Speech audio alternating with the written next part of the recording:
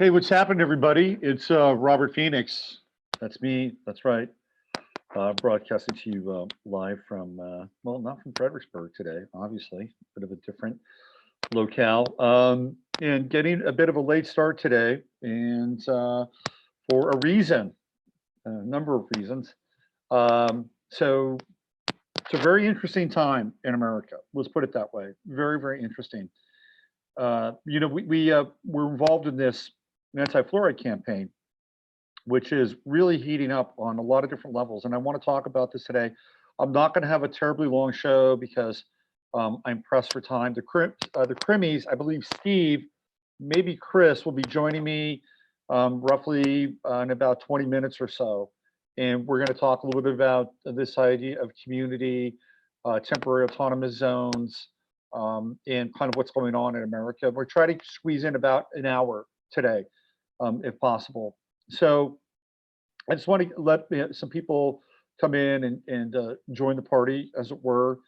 And I'm going to talk about what happened to me this morning, and then what happened to Jeanette Hormuth, who's been the other person who's been deeply involved with this whole fluoride campaign.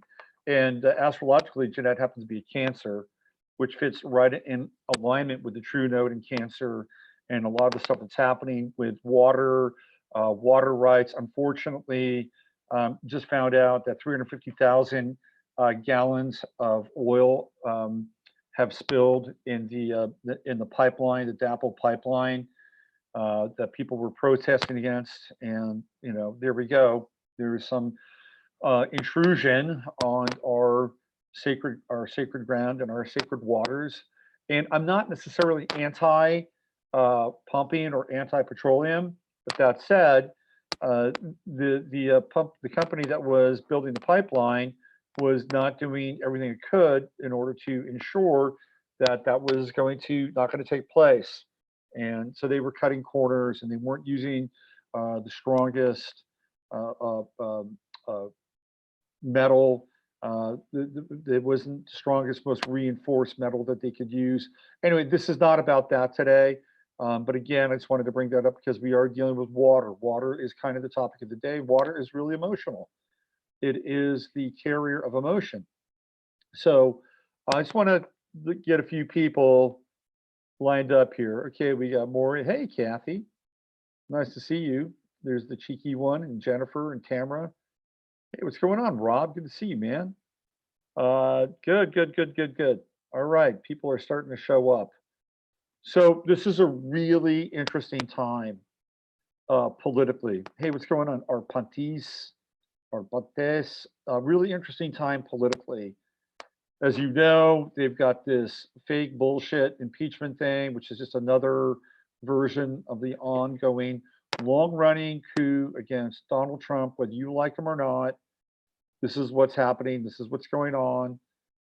And they're essentially what we've been watching for the last 3 years is an obstructionist Democratic Congress. And even before that, we had obstructionist sort of Republican in name only candidates or people that were representing us or theoretically representing us, doing everything in their power to keep Donald Trump and this administration from being able to move forward with anything. Now, I think there are a lot of growing pains in the Trump administration. And I think Trump has surrounded himself with people who, for all intents and purposes, really may not always have his best interests at heart, although he may be trying to smoke them out. I don't know. This could be his Uranus Sun Gemini conjunction. Well, we do know that they're moving forward and doing everything in their power to get this bullshit impeachment underway. That's not really what this show is about, but it is on a macro level, because what I want to talk about, what's happening on a micro level. What I want to do is I want to play a video for you. It might be the most important 1 minute and 30 seconds or 45 seconds of video you're going to see this week, maybe this month, maybe even this year. So let me get this video queued up so you guys can understand what I'm talking about. Some of you might have actually seen this video before already, in which case I wouldn't doubt it, because you guys are pretty switched on. So let me give you the background of this video. It is a town meeting, and it is with Beto O'Rourke, and he's gone to Newtown. Newtown, yes, the place where they had the shooting, right? The big shooting at Newtown, Sandy Hook. That's where he is. That's where Beto is, and he's using Sandy Hook. He's using Newtown as a platform to put his gun confiscation, gun control, the abolishment of the Second Amendment. He's using Newtown as a platform for that, and it's a community meeting. And this is a mother who lives in Newtown who is essentially standing up against Beto O'Rourke. Just wait till you see this video. And I'm going to segue into the kind of where I'm going to go for about the next 20 minutes or so. So you're ready? Hang on to your hats. I may play this more than once. It's a minute and 16 seconds. It's the most important minute and 16 seconds you're going to see all week, maybe all month, maybe all year. Here we go. We're here to hijack this town and to try and make an issue out of getting guns out of good people's hands that can make a difference. And you know that, Beto. Okay, we have something for her. No, this is bullshit. It's about mental health, and it's about the war on boys and masculinity. You're bullshit by being here. Shame on you, Beto. Why don't you debate me? Why don't you debate me? Go ahead. Answer my question. Answer my question, Beto. Come on. Come on, bring it up, Beto. Look at here. What do you have to say about mental health? What do you have to say about urban violence? You don't care. The Democrats have been in charge of urban communities and cities for decades. The Democrats have failed. They don't care about you, sir. That's why he's in Sandy Hook. He doesn't care. It's bullshit. I grew up in Newtown. No, you're going to kick out a mother in this community. I grew up here. My mom went to Krys. I'm a third generation New West.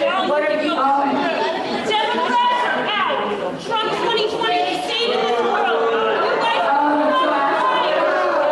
And you know it, Beto. Yeah, answer me. Come on, bring it on. Whoa! Holy smokes. So this is a whole Michael Jones thing. I'm going to play that again. Let me play that. This is sort of We're here to hijack this Watch it town again. and to try and make an issue out of getting guns out of good people's hands that can make a difference. And you know that, Beto. Okay, we have something for her. No, this is bullshit. It's about mental health, and it's about the war on boys and masculinity. You're bullshit by being here. Shame on you, Beto. Why don't you debate me? Why don't you debate me? Go ahead. Answer my question. Answer my question, Beto. Come on. Come on, bring it up, Beto. Look at here. What do you have to say about mental health? What do you have to say about urban violence? You don't care. The Democrats have been in charge of urban communities and cities for decades. The Democrats have failed. They don't care about you, sir. That's why he's in Sandy Hook. He doesn't care. It's bullshit. I grew up in Newtown. No, you're going to kick out a mother in this community. I grew up here. My mom went to Krys. I'm a third generation New West. Democrats are out. Trump 2020 is saving this world. You guys are lying. And you know it, Beto. Yeah, answer me. Come on, bring it on. Wow. Wow. When she says answer me and bring it on, you think she's really asking him We are grateful to be joined tonight by debate Kathy her? Baird. She's Fox's Hold on a chief second. intelligence correspondent. She is with us on the set. Do you really think that he's going to debate her? Do you think she really wants him to debate her? No, she wants him to get down from the dais and to come out and to take her on. She wants to kick his ass, and I bet you she could. That woman is linked up, she's wired, and she knows what she's talking about. And the only thing that I would disagree slightly with is at the end with the Trump thing. Because what she did with the Trump thing polarized everybody. If she had not gone with the Trump piece, then those people would have listened to what she was saying, and they would have thought, man, She's on fire. She's passionate. What she might be onto something. She might really be onto something here. She dropped the Trump thing, and then all of a sudden you saw the reaction, and there was a lot of polarization that took place. And sometimes polarization is going to happen. This is the way it is. Sometimes you have to pick a side. You can't appease everybody. But in that moment, you could hear. I mean, I could metaphysically hear people listening to her in that. There's a point. Let me play one more time. Let me play this one more time because there's a point where I got to go back. Give me 1 second. There is a point where Here to hijack this. you can hear her in a way that you can tell there's listening going on. I'm going to play one more time. This is probably one of the most important videos you'll watch all week, maybe all month, maybe all year, because it shows you what's going on. And the tide is beginning to turn. And the people who've been the silent majority, the people who've had their tongues tied because the not so silent minority has made it politically correct in order for them to stay mute, to be a mute witness to what's happening in our country, in our culture, in our world. Let me play it one more time, and I want you to listen to the listening that takes place. Here we go.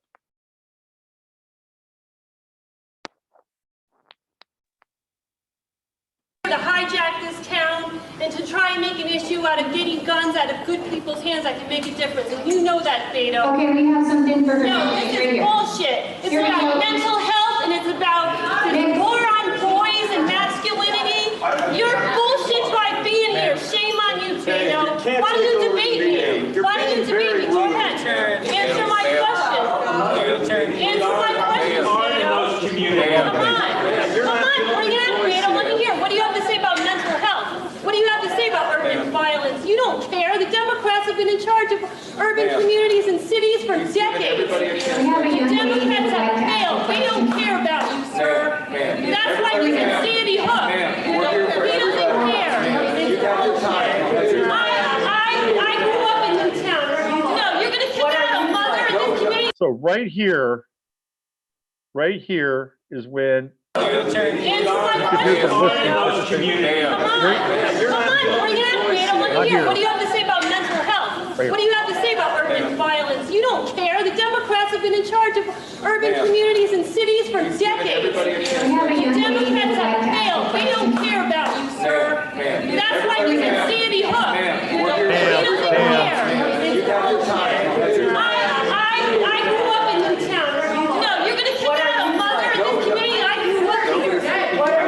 My mom went to Virginia. I'm a third generation New Hampshire. Democrats are out. Trump 2020 is saving this world. You guys are like I don't mind that, right? She's just going all in at that point. But there is that little gap where she was talking about mental health and she was talking about Democrats in the urban areas, and there was a gap. There was murmuring, there was chatter, there were people trying to control her, and there was that gap. So she had them for a few brief seconds.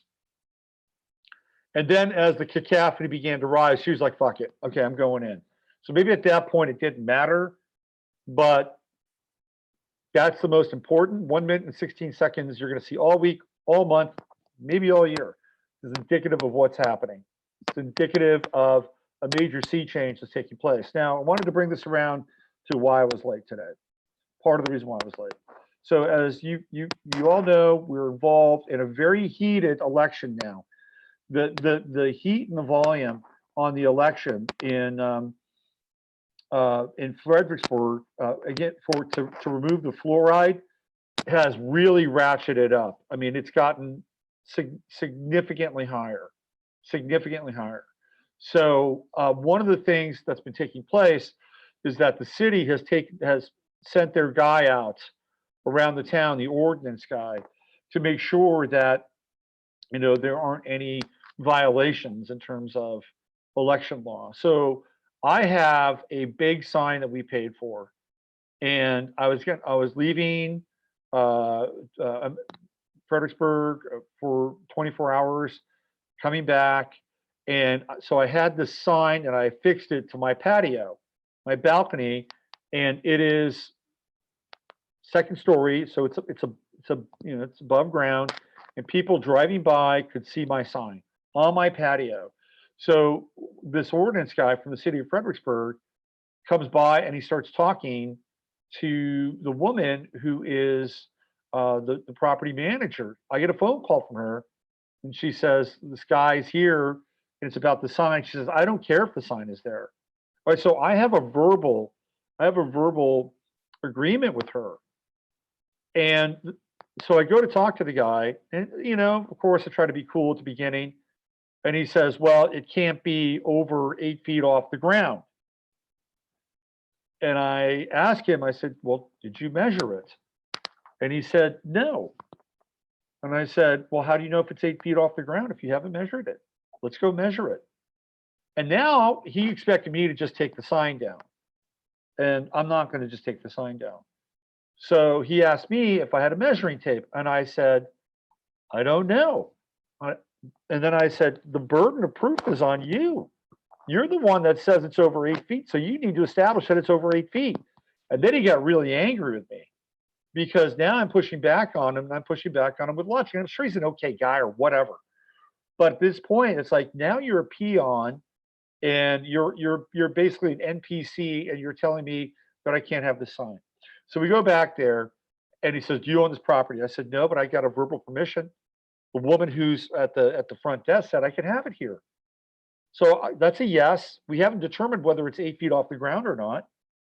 So you say that I have to own the property. She's saying that it's okay. It kind of cancels each other out a little bit, and we haven't determined whether it's 8 feet or not. So now he's getting agitated. So I'm thinking about, what do I need to do? Okay, so maybe because I'm not going to be there, maybe I need to take down the sign. What I really should have done is say, "Look, I'm leaving. I'm going to Austin. The burden of proof is on you.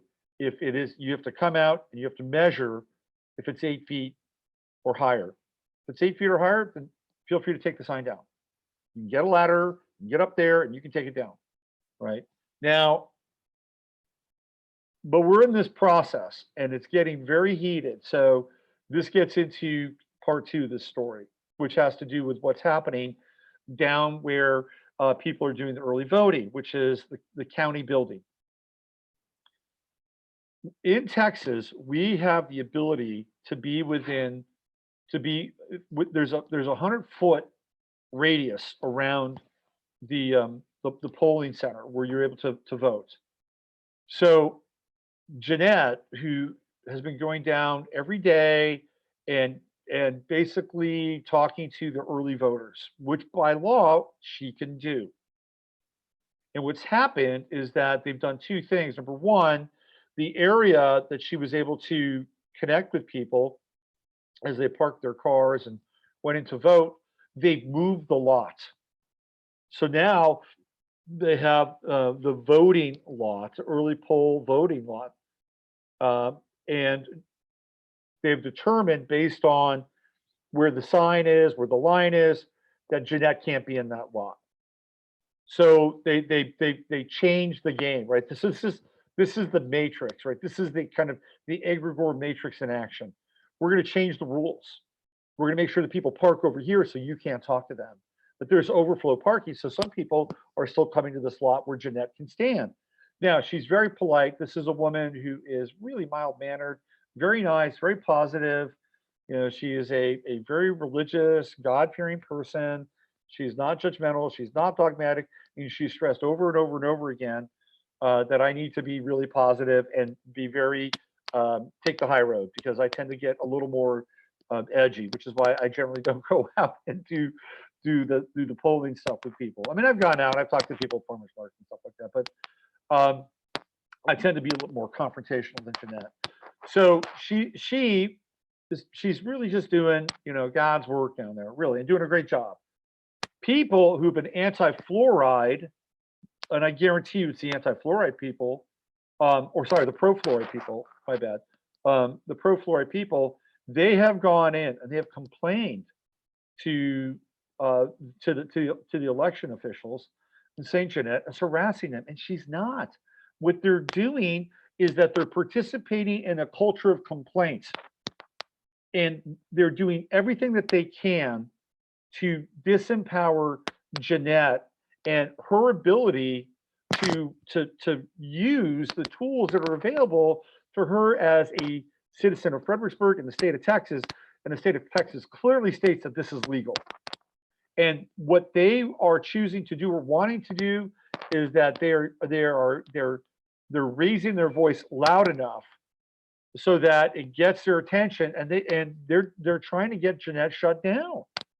So there have been 2 visits to her by the cops, by the Fredericksburg police, telling her that she's harassing people, that she needs to be, tone it down or whatever.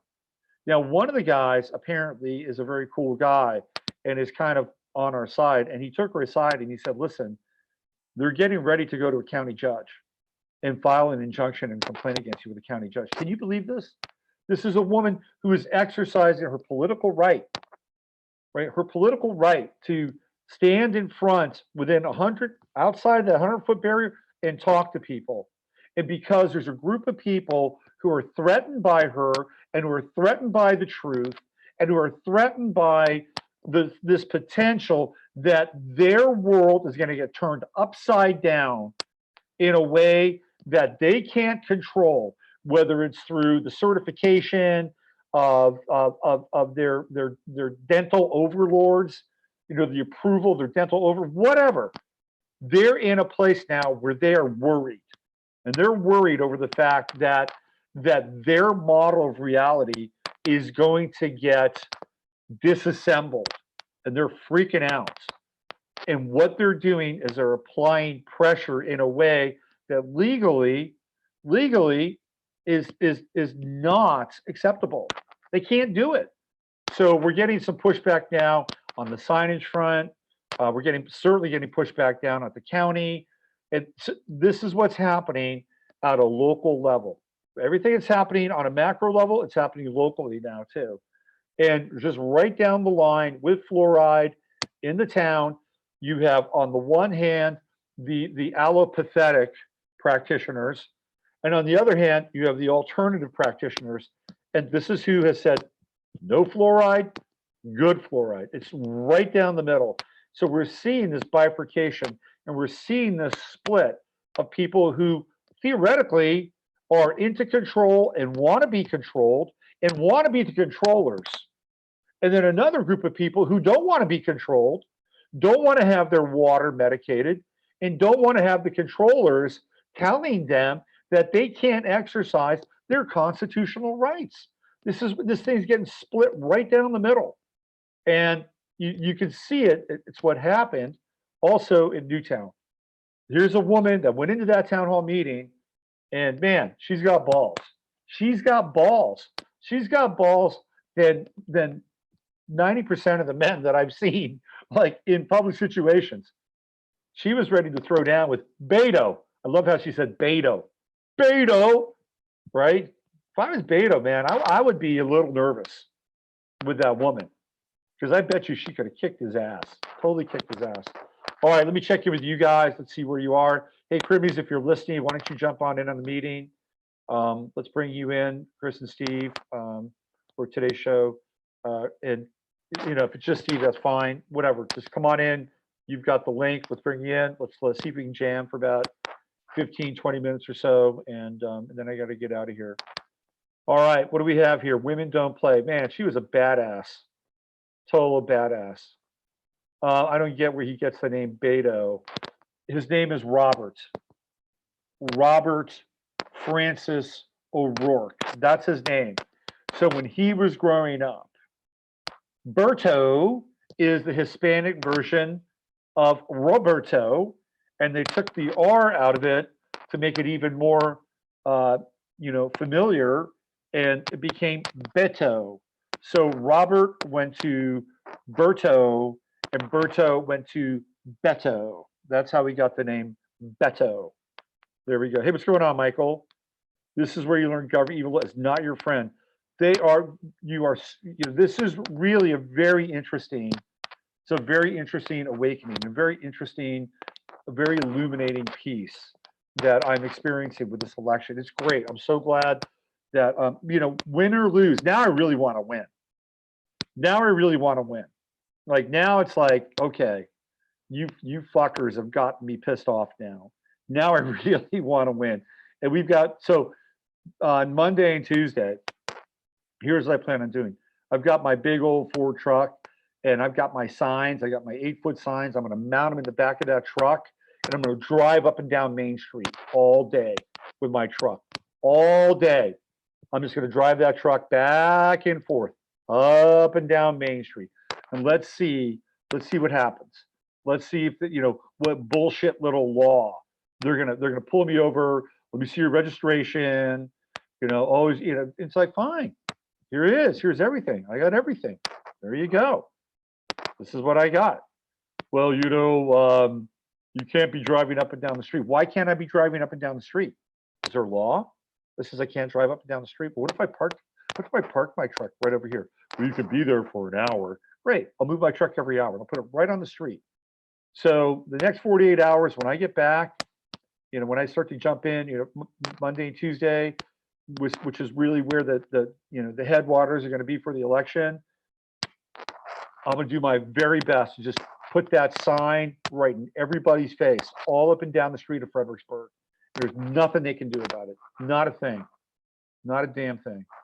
All right, let's see. What do we have here? He's appealing to the Latino vote. This is where you learn government. Okay, we have connected. There you are. As usual, the issue is really bigger than the specific. It's about control. It's about control. Yeah, fluoride is a mechanism of control. Let's bring the Krys in.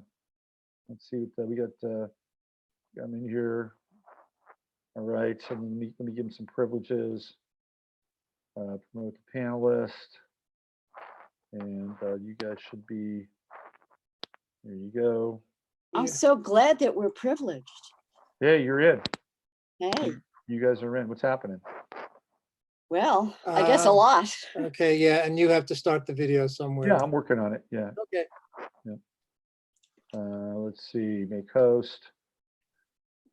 Just come on now. Okay, hold on. I got to go down here. All right. Here we go. And 3, 2, 1. You should be showing up. Start your video, kids. Start video. All right, there we are. Oh, okay, good. Hey, what's happening?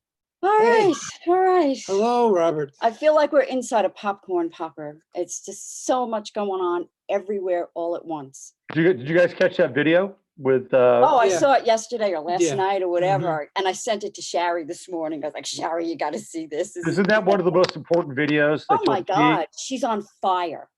Holy smokes! Right? Yeah, yeah, Mhm. Yeah. yeah. So this is kind of where things are now. People are really, they're moving. Everything's kind of going next level. That's what it feels like. It's going next level in terms of people getting involved, speaking out, talking, and crossing that Maginot line of being the mute witness.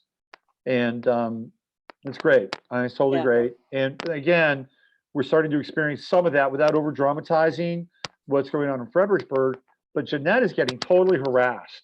I was so sad to hear that. Yeah, but par for the course. It is par for the course. When they can't compete with you intellectually, then they go to brutality. Or morally, Mhm. Yeah, we've been kind of down that road. We had an organization called Laurel Valley Watch where we were up against the Madison County, which is the county north of here, when we had our farm, and they were trying to. This preacher from Florida named Rick Bussey tried to bring in this, build this basically a jet port. They sliced this mountain. They stole land from people. It's just unbelievable what they did. But they had the complicity of the local Democratic government. That's right. It was in Democrats. Madison County. At the time, we were At the Democrats. time, we were Democrats. And we were like, oh my gosh. And then we started making alliances actually with some of the Republican politicians. Yeah. But the lawyer for this group I mean, this guy was right out of, Midnight in the Garden of Good and Evil. I mean, he had a bad toupee, his name Larry Leak, and he also had control of all the voting machines in North Carolina. Wow. So really trustworthy especially on a county that had only, was it 19,000 people at the time, something like Right, that. so on the land, like a couple miles above us, there was a ski resort. And Rick Bussey teamed up with Orville English, who was the guy who owned the ski resort, and they wanted to put 800 homes on top of the mountain and put in a sewage treatment plant on this small stream that actually at the bottom of the mountain, they did baptisms in. So it was just insanity. So that's how we got to meet our neighbors, because we were so remote, we didn't really even know anybody. But our landlady told us that there was a group forming, very much like you're doing with Clean Water Fred. And for 5 years, we battled these guys. We sued the state of North Carolina, the environmental section, for not doing their work. DENR, the Department of Environmental And Natural Resources. Yeah. So we took them to court and we pretty much got our butts kicked. And every time we thought we had them cornered, when they found out that they were stealing land and selling the stolen land and timbering it to put the airport in, we thought, oh, good, we've got them dead to rights. The owner of the land just turned around and sold it to him because they offered him $1 million. So every turn we got skunked. It was kind of like a Ponzi scheme because it was 2005. So, the real estate was flying up, and they would just get retirees from, anywhere in the country to say, look, buy $100,000 for this acre. Acreage around in Madison County was, $3,000 an acre.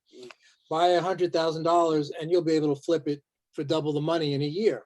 And it really ended up being a Ponzi scheme. They just kept on selling it. So who knows where all that money eventually went. So we pretty much understand what you're going through. The head of our organization, frustrating. yeah, they cornered him, our head of our organization, Guy Garland, who's unfortunately gone now, at an intersection, and threatened the hell out of him because of all so you go to the courtroom and there's these I felt small with these big boys going along there, Right. So so what happened? Did they develop this place then? Is that what happened? Well, we had the good fortune to have a very good environmental lawyer, Gary Davis. And the very first meeting he came to with us, he said, you have to understand in these cases, often you don't win outright, but if you can throw enough logs in front of their train to slow them down, Right. often some other vector comes in to save the day. And that's Right. exactly what happened. So 2008, the crash happened and they went bankrupt. Wow. So just by putting some drag Yeah, on the Exactly. process, you were able But to we ended up being like slow it down. $40,000 in debt to him. they built the airstrip. And the airstrip opens up into a place called Windy Gap. So there were no pilots who were terribly interested in, flying there. Flying into Windy Gap. It was nuts. The whole thing was nuts. So it did get stopped, but only because of the economic crisis, but we slowed them down long enough. Yeah, well, And- that's important. People, may not always understand or estimate, how these things work in terms of time, big picture. We're limited to some degree. We're not omniscient. So any effort can be rewarded, right? I mean, That's true. yes. I mean, there's something essential in making the effort itself. Yeah, and Absolutely. so we've gone back to community, right? Right. So we've actually forged a community. It was a neighborhood of 15 to 20 people who are hardcore on it, I guess. And we're still friends To this day. to this yeah, day we made- with them.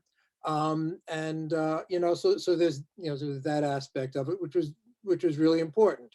Otherwise, like Krys said, we just sort of isolated on this farm in the middle of nowhere in the mountains. And it was and a bunch of people hated us. Who hated us? The city of Asheville, the people who were building it. Oh. And other people, like one woman said, it's just another mountain, That's right. you know? That's You right. know, who cares if they wreck it? Just another mountain, We got lots of them. Oh, that's right. I forgot right? about Like yeah, there's nothing that lives on that mountain. and she was an elderly woman who grew up there, was born there. But I think she was the mother, Right. wasn't she the mother? Right. of So, Warhol? you know, as kind of interlopers, you know, people who are from not from born here, you know, we were seen, and to a certain extent anyway, you Yeah, know, as, you know, people coming in and telling them what to do. maybe, yeah. Right. It was very difficult, actually. It was very challenging. And it did grind us down because we did it for 5 years and we kept losing in court. We'd go to God, court. that is, man, that is a marathon, 5 years. Yeah. Oh, Yeah. And Krys gosh. was secretary for life. That's what they No one said. else wanted to do it. I just happened to say, oh, the secretary was going on vacation. I said, oh, don't worry about it. I always take notes anyway, so I'll just do that. I ended up, okay, she came back, she never retook the job. Krys, secretary for life. Isn't being competent wonderful? Yeah. Yeah. And well, and plus we formed a 501c3. Right. And so so it was all legal, you know, everything, all the notes, everything we did, you know, had to be kept Had to be a legal document. for legal reasons. So So that was our we've only got about 15, 20 minutes left because I've Yeah. got to jet out and do something. So a couple things I wanted to cover. One, I want to just bring up, and I don't know if you guys heard this. I don't want to just talk briefly kind of about our event and your perceptions about, what that was like and getting into this idea of community. And Steve, you and I talked a little bit on the phone about temporary autonomous zones and how that might relate to what we experienced, and maybe you can elaborate on that a little bit. But one of the things that I just that came up, being that you're former New Yorkers, did you see where De Blasio in New York have outlawed pate? Have you seen this? Yes. heard that. Yes. Yes. And the other thing De Blasio has been doing, he's been outsourcing the homeless. Do you know about that? I've heard something about that. What's he doing? So it's a program, I forget the name of it, but he's sending homeless all around the country. Was it 15,000? I don't remember. 15,000 1,500 or 15,000. I think it was like 15,000. So, and what they're doing is giving these people a year's worth of rent in another city and a one-way ticket. Right. And it's been going on a while. So this must have been pretty quiet because we had just recently heard about it. And there's of course all problems and millions and millions of dollars spent by the city that obviously could have been spent on the homeless situation. Right. Exactly. Itself, rather than just sending it to other cities all around the country. Right. Yeah, and so the people are either having problems or they're ending up in even slightly less horrific situations. Let's just say. Because maybe it's warmer where they ended up. So the other thing besides the big news around pate is that Trump has changed his residence. Yes. So he's no longer a resident of New York. He's a resident of Florida. Its official residence is now Florida. So why is that significant? Well, I have a theory. One of the things that the state of New York did is they passed a law that essentially would not allow Trump to be pardoned in the state of New York. So now Trump, by being a resident of Florida, has kind of moved his chess piece off that board. And I think that a lot of his donor base is from Florida anyway. So it kind of gets him closer to that. But it's an interesting yet minor yet interesting development. Well, it could, Yeah. And what does New York have? I mean, his kids, I think, his children still live there. Yeah. I'm not sure that they would face the same kind of potential indictments that he would, but New York basically has taken Trump on through that statute or law that they just passed, and then of course there's an attorney there, a state attorney who's really gone after him and has gone after the tax returns. And so tax returns were big. And that's the other thing too. Now all his state taxes go to Florida and not to New York. Do they? Yeah. Oh, you mean because it's his primary? Because it goes to his primary residence now. And there is no state income tax in Florida either. Oh, that's a help. Really? Right. Yeah. So So I think it's a win-win across the board. Why don't we just talk a little bit about the event that happened a couple of weeks ago that you guys played a huge role in Would love terms to. of being Yeah. there. Yeah. Yeah. So You know what? let's hear some I'll, impressions. I'll around start it. off with one thing. I'll just get started and let Chris talk. You know, two things. One, the experience of time slowed down so much for me. My experience of time. I don't know if this went across the board. It just seemed like everything, this time stretched out. And every time I'd look, it would be like 3 hours earlier than I thought it was. Okay. And Maybe because we were relaxed. and I'll also say that I had this interesting healing. It sounds like a small thing, but it wasn't, because I explained, to make it quick. I had some kind of bite or something over my ankle that opened up into this bizarre volcano, and it was open for months, and there was nothing I could do. I tried a whole bunch of different things, and it just had no known etiology. I didn't know where it came from. I just came out of the shower and there was this little slit, and it turned into this thing. As soon as we get back, it closed up and healed up. Interesting. So, I mean, there was nothing that could be done. It was like 3-4 months. A long time. We tried everything. You know, so anyway, so I had a healing there. And where was it? Where did It's On just ankle. above my right ankle. So the ankle is Aquarius. Uh-huh. So you were healing an Aquarian wound, which is about belonging and group consciousness and community. Oh, wow. Interesting. Well, now there you go. Wow. And we have 2 friends here who have had the same issue, a same kind of wound on their That's right, ankle, that's right. and it lasting months and months before it would heal up. Yeah. So thank you, everyone. So, but Chris, I'm sure has a lot she wants to say about it, because it was just, it was just so It was wonderful on so pure many medicine. levels. It was just pure medicine. And I don't think I was prepared for the level of camaraderie and familiarity with strangers. Yeah. I make friends easily. I connect with people very easily anyway. However, this was an octave higher. There was something, a quality about this that the only way I can put it into words is that there was a spell cast, and like everybody fell in love with everybody else. Yeah. It was just, it sounds corny, or it sounds trite, or it sounds hackneyed, whatever, but it wasn't. It was a real experience of love. And I think everybody felt it. Yeah. Yeah. And it was unexpected. It was funny. Every time I would try to find you, you would be deeply involved with a very in-depth conversation with somebody you'd known for about 5 minutes. That's true. And be like, hey, what's going on? That's true. I went up to the salad bar and I end up talking to, is her name Dorothy? So we're talking to her for like a half an hour at the salad bar, the very first night. And then, with Marion and, and then with Ani, and it's with Cheeky Monkey. And it's like, and then, Judy, and it's like, it goes on and on and on, and everyone, and Michael and Steve Mercer. Mercer and I got in for about an hour talking. Right. Yeah. So it's like, okay, time is of the essence, and we really need to make these connections, and it just happened. It was wonderful. So that's. You're probably not paying attention to the chat, but Amy, aka Cheeky Monkey, also commented on the downshift with time.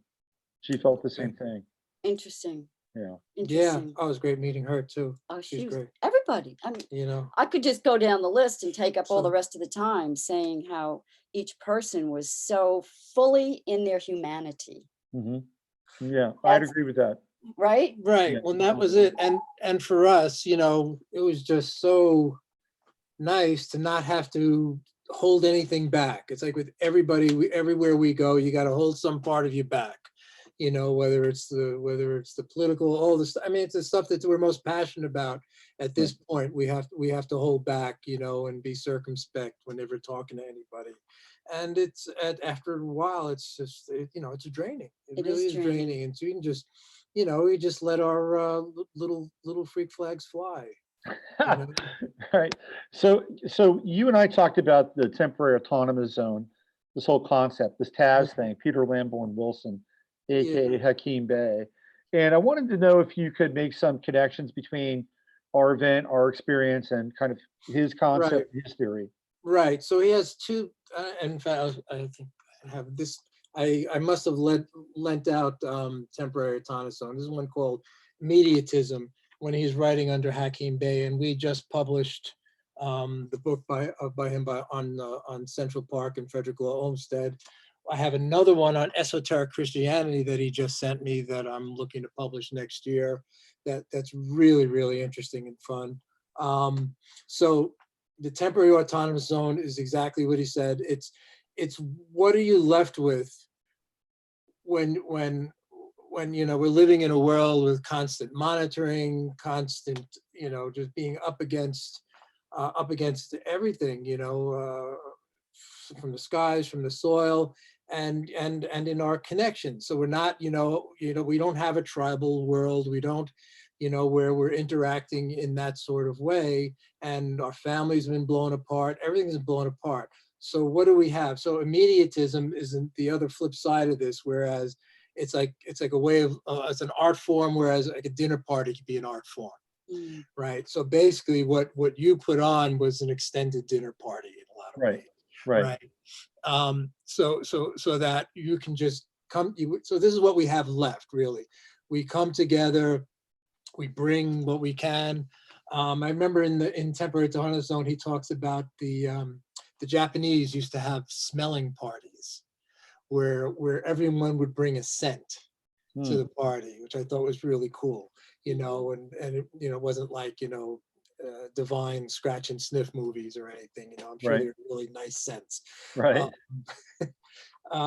So is that sort of thing. So basically you're just coming together, and for this, while we can, we are together, and then a certain type of oneness evolves. So there were points during this weekend, at some of the dinners or whatever, it was just like there was just one voice, right? It wasn't like we were all the same, but it was all an expression of one thing.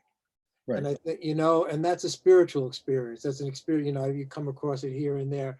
And I think that's where that's leading to. And that's why we're so grateful that, that you were able to put this together, and all the efforts that you and Joan and everyone put in, and then the other side was that, people just didn't show up. They brought themselves, That's right. They brought themselves and made it. They didn't say, entertain me, Right.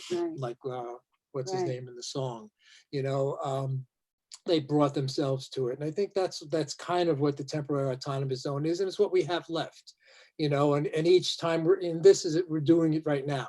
This is a temporary autonomous zone of sorts, Right. Though I think it's a new form of predictive programming. Okay, break that down. Well, we're predicting our own future. Okay, I like that. They're not the only ones who get to do that. Right. No, I like that. I think it flows into intentionality, and it's a little foretaste, like a foreshadowing of the possible. Right, because we've been cultivating this now for a while. This has been going on for a while now, so that when we did all assemble, it wasn't like we were just showing up. There were things going on. There's history. There's connections. There was already a field that we were contributing to, and that field is still here. It's still growing. Oh, absolutely. And the more people who hear us talk about it in this way are going to be attracted to that. Right. And I suspect that we're not the only ones doing this. I That look was at the other other thing. chat Yes. rooms, right? Yes, and yes. when I hear the hosts talk to their chat room friends, there's a love there. Absolutely. There's a love. They're connecting with people. Yep. So I think we're just, for us now, we're giving it an articulation. You know, I think it's a thing. Oh, it is a thing. That's like mushrooms. They're just sprouting up all over the world. It's a great point. And I was thinking about this as I was watching that video, because I came off of Owen Benjamin's channel. And I went through the comments, and everybody's, bear this, bear that. They've all got their bear names. And, because Owen Benjamin is the big bear, right? So they've all got their bear names. Right, okay. And that woman was a mama bear. She was a fierce Oh, mama. she sure was. So Yeah. they've got their own morphic field that they're working on. Then there's this guy, the Florida Maquis. I don't know if you've seen his videos, but he's got his own kind of community thing. And then you've got people that are really into dark journalists, right? So there are all these interesting kind of morphic fields. And Danny Arnold's group. Yeah, we're not and Emily and Randy. Yeah, we're not that dissimilar, and we're working on these cultural nodes sort of independently of one another. Lighting up. Yeah, it's a really interesting phenomenon. Yeah, and it's and kind of in a way, it's the new tribalism. Yeah. It's not quite Terrence McKenna's Archaic Revival, but it's, something along those lines. Yeah, I would agree. Yeah. Well, anything else? Any other revelations? What else? No, we're just, following the weirdness, I know you love commercials. Did you see the one I sent you on the because the woman was talking, what are you doing to our little boys and things like that, right? And you saw the commercial with I was glad she brought that up. With the boys having a period. Have you seen that? Oh my God. God. What? What? Just when you think you can't be surprised by anything, right? Yeah. I hope everybody's seen that. It is just like, it scrambled my brain. You know what? I could play it for people, but I'm not sure I want to. Yeah, not now. We kind of took the high road. Yeah. So let me just break it down a little bit. Steve and Krys are referring to this. It's like a bizarre commercial, actually. It's so bizarre. And it's about men and boys having periods and knowing what it's like to have a period. And it's actually selling a product, right? It's this weird kind of selling like woman's underwear that has a tampon. Yeah, it's like really distorted virtue signal. Yeah. Strange. You may or may not want to look at it. You can't unsee it. That's the other thing. You really can't unsee it. I know. And it's all funny and tongue in cheeky and stuff, but it is really it's a degradation to men and boys. And it's even a degradation to women too, by the way. That's the flip side. No, this is, you've heard of like, it's a win-win situation. That's a lose-lose. Yeah. Yeah. If I was a woman, I'd be insulted by that. I was disgusted. Yeah. Well, that's it. So at least, when we have experiences like the one we had in Texas, you kind of, it's sort of a shielding. It's like the Star Trek shield, and Scotty, are they gonna hold Scotty, against the onslaught? But it filled us up. Yeah. I think a lot of us, our batteries are really low. Yeah. And I think everybody got their batteries recharged, so even the memory of it gives you strength. Yeah. So I've got the videos of the talks. I'm going to put them up this weekend. And I'm just going to put out a call for as many photos that people took to just deliver them to me, and I'll put them all together, and we'll have a nice record of this thing. Very nice. I did take a video of Krys's dowsing. Whatever you have, just send it to me. I send it to you, okay? I think I have to do it via Dropbox or something. Yeah, we'll figure that out. It'll be, and I'll have like an archive of That's great. That's great. Yeah. It was great. It was, for me personally, I love meeting Stephen Kent and, getting to talk music with someone of that caliber, which is highly rare for me. Well, it's a first. No. Well, I get to talk to my other Malcolm Holcomb. That's true. You have, but everybody needs to know Malcolm Holcomb. So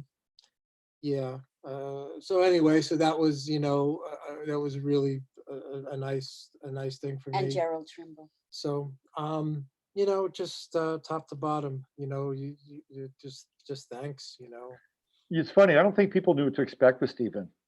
And here this little guy comes in with this piece of wood and this drum, and then he just creates a completely magical space and place. It And makes it rain. Yeah. Oh, yeah, yeah. Did you ever tell anybody about the story with the rain? And so he's I playing. haven't. Yeah, go ahead. Why don't you tell, Steve? Yeah, so he's playing a piece, and I guess he's talking about showing this particular didgeridoo, which I think is the main one he uses. It has a real particular special sound to it. He does things with it is astonishing.